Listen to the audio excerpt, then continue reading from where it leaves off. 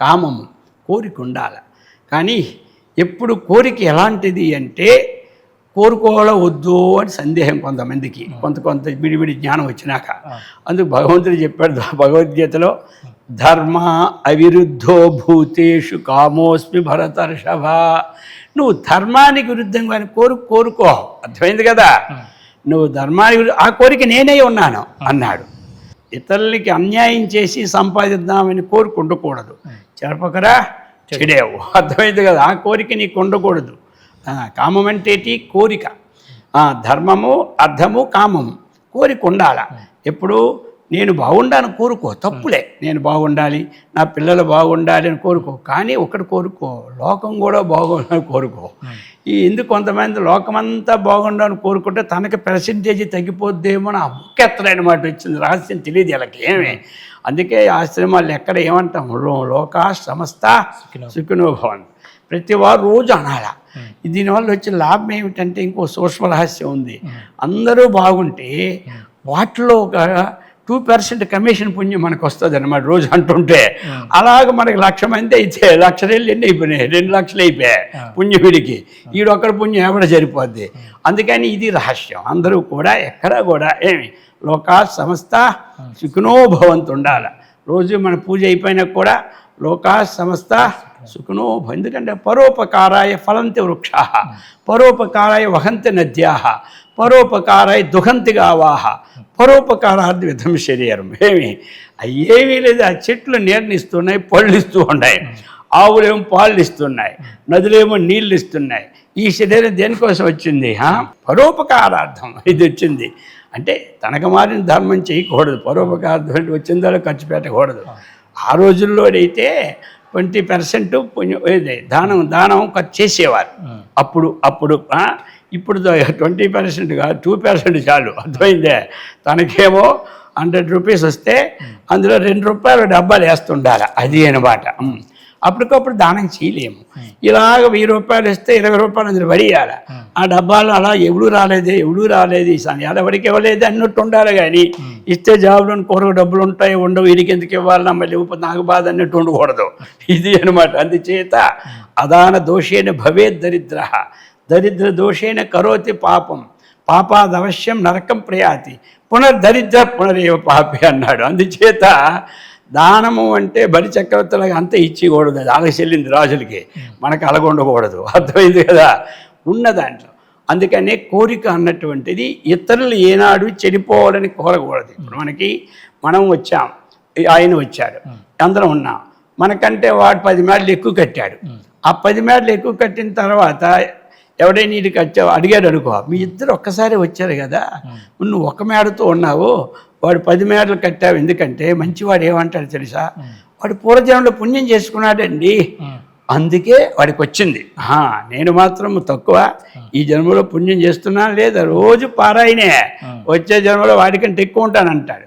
అదే మామూలు ఏమంటాడు తెలుసా, ఏమి వాడి బ్యాక్గ్రౌండ్ నీకు తెలీదా, అన్ని మేడలు కట్టాడంటే అంటాడు. ఇదేనమాట వాడి బ్యాక్గ్రౌండ్. వీడికి ఎందుకు కర్మ, వాడి మీద నిరాపనిందలేస్తే మనకు వచ్చిన లాభం ఏమిటంటే వాళ్ళలో పాపం మనకి ట్రాన్స్ఫర్ అవుద్ది, మనలో పుణ్యం వాటికి ట్రాన్స్ఫర్ అవుద్ది. అందుకే ఎదుటి వాడిని ఎప్పుడు బాగుంది అందుకే బాగుంది. కానీ వాడు ఇప్పుడు చేసే పనులు చెడ్డగా ఉన్నాయి స్వామీజీ, మరి వాడికి ధనం పెరిగిపోతుంది, నేను రోజు పూజ చేస్తున్నా నాకు ధనం తగ్గిపోతుంది అంటారు కొంతమంది. వచ్చింది గొడవ. అది పూర్వం వేసుకున్నాడు స్టాకు, బ్యాంకులో వేసాము 2 కోట్ల రూపాయలు, వాడి ఇంటికాడ 20 తాగి తందనాలు తొక్కుతుంటాడు. ఈదోళ్ళు అందరూ వెళ్ళి బ్యాంకు మేనేజర్కి వెళ్ళి, మీరు డబ్బులు ఇచ్చించని దీన్ని పాడైపోతున్నాడు, మీరు డబ్బులు ఇవ్వకండి నేను చెప్పాను అనుకోండి బ్యాంకు మేనేజర్కి. ఆయన డ్యూటీ ఏమిటి,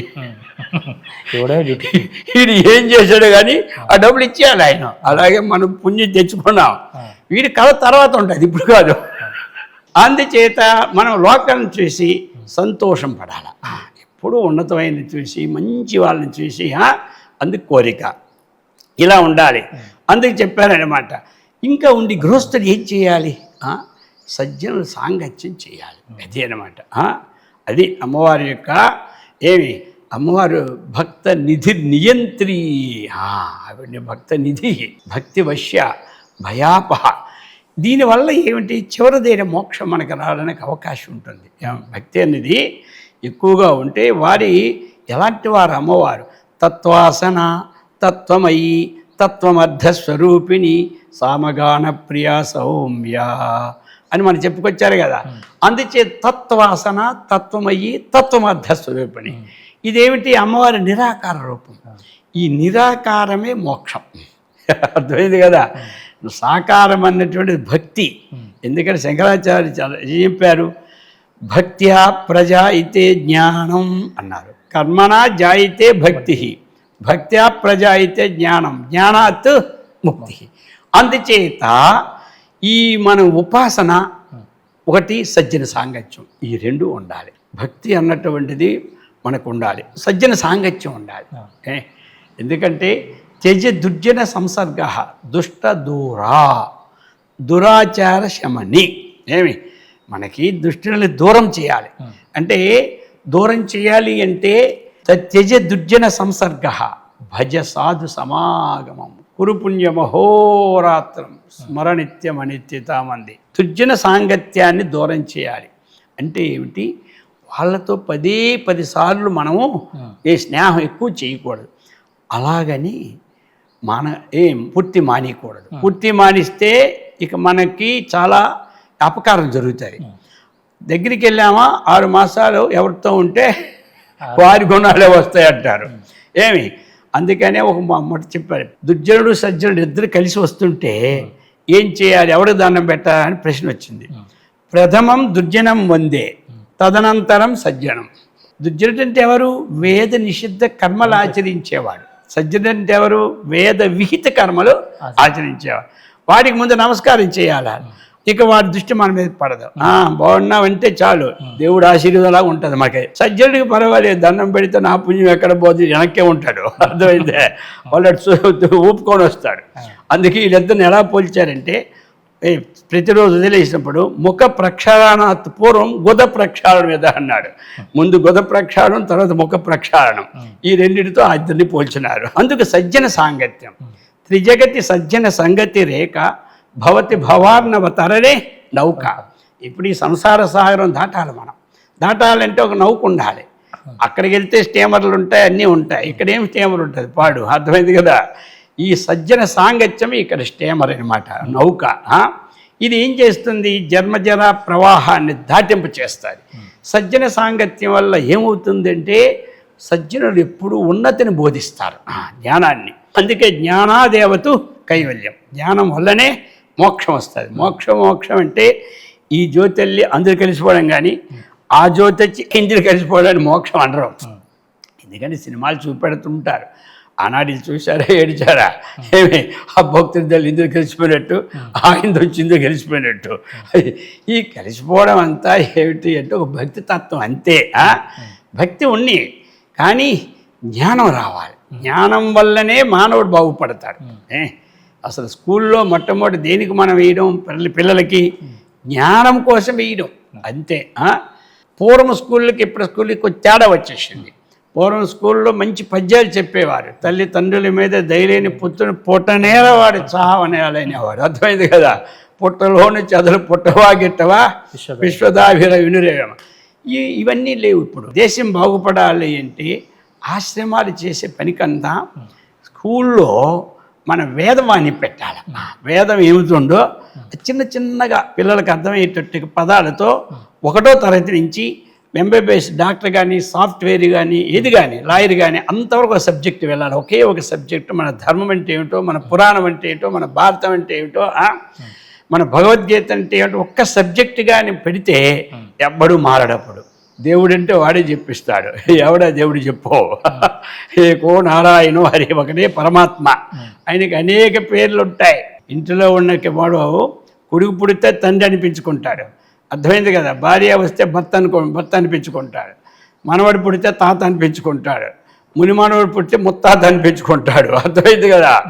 వ్యక్తి మారలేదు కానీ పేర్లు మారాయి. అలాగే పరమాత్మ ఒక్కడే. అది తెలియకే ఇప్పుడు కొట్లాడికి సస్తూ ఉన్నారన్నమాట. ఏమిటి? రాముడు గొప్ప, కృష్ణుడు గొప్ప, ఆంజనేయుడు గొప్ప, వాడు గొప్ప, వీడు గొప్ప, అందరూ గొప్ప ఏముంది?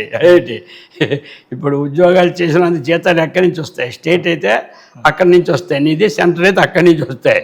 డబ్బు అక్కడదే వచ్చేది. ఆకాశం వచ్చిన వర్షం ఒక్కటే. కాబట్టి ఇది తెలుసుకోవాలి. అప్పుడు ఏమిటంటే ఈ భిన్నాభిప్రాయాలు ఉండవు లోకంలో. ఈ సాంగత్యం సజ్జన రోజు ఎన్ని పనులు ఉన్నా సరే సత్సంగం ఉండాలి. ప్రతి వాడు భగవద్గీతని ఒక తాత్పర్యం చదవాలి. అప్పుడే జ్ఞానోదయం అవుతుంది. జ్ఞానం వచ్చిందంటే దేశం బాగుపడుతుంది, ఇల్లు బాగుపడుతుంది. ఆత్మజ్ఞానం మొట్టమొదటి సంపాదించుకోవాలి ఇప్పుడే కూడా. ఇది ఎప్పుడు మనకు అందరికీ అలవాటు అయిపోయిందంటే ఇంక పళ్ళు ఊడిపోయి రిటైర్ అయిపోయి కళ్ళు కనపడకుండా తల పండిపోయి 70-80 ఏళ్ళకి అప్పుడు ఆత్మజ్ఞానం ఇంకేం ఉంటుంది. అప్పుడు ఆత్మజ్ఞానం పోడా. అది ఎలాగుంటుందంటే ఆయన ఉదాహరణ చెప్పాడు. ఇల్లు కాలిపోతుంటే అందరూ వచ్చారట ఊర్లో వాళ్ళందరూ. అక్కడ ఊరు తగలబడిపోయి ఏం చేద్దామంటే నువ్వు తవ్వుదాం పద అన్నారట. నీళ్ళు లేవు. ఇప్పుడు నీళ్ళు తీరేప్పుడు అది ఆపడం ఎప్పుడు.